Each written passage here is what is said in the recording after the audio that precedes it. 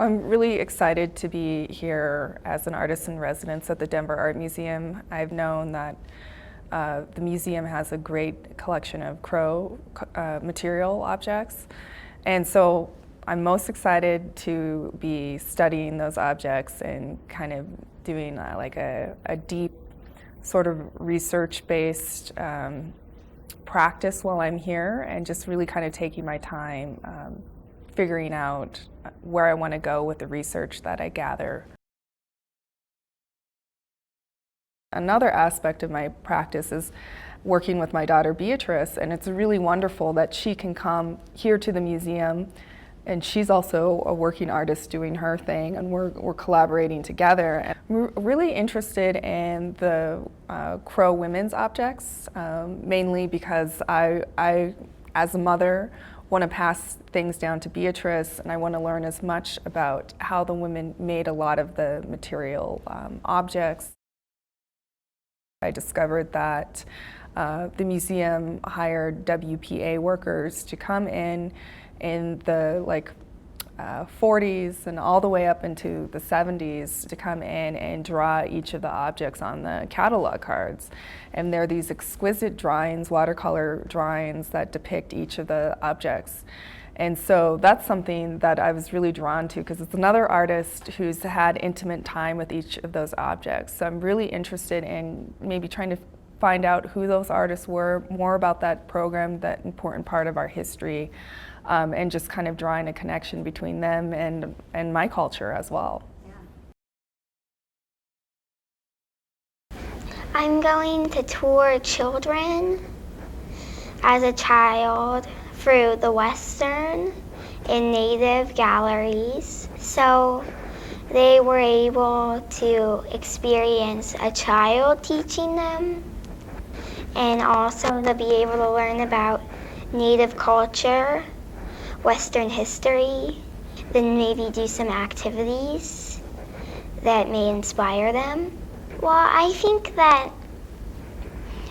sometimes it's easier to understand another child than to understand an older adult. And I just thought that maybe some children would be more comfortable knowing that this is a tour made by a child for children, and maybe gain a new perspective on art. I'm excited about Bee's tour because it's giving children the platform to feel like their opinions matter, and their experiences when looking at art are just as important as an adult's opinion. The backdrop that you see behind me is a project that I did when I was a graduate student at UCLA. During 2006, I made 4 dioramas, and I used 70s photo mural backdrops. And it was an experience that I had going to the Natural History Museum in Los Angeles that kind of brought about this project. And what I noticed is that you had to go through the dinosaur exhibit to then go to the native galleries. So it really set the tone that everything was in that museum, and all the kind of culture tied to it was a non-existent or non-living culture.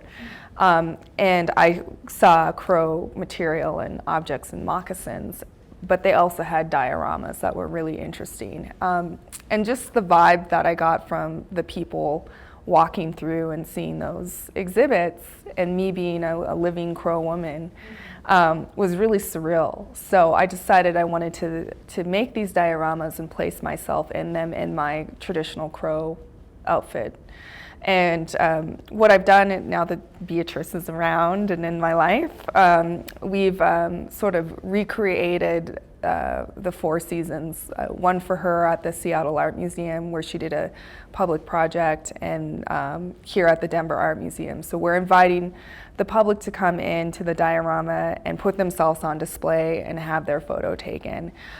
So it's sort of like all of these objects that are from these different tribal nations that are taken out of context, and they're put on display. And I very much want to have people have a more human and compassionate connection with those objects.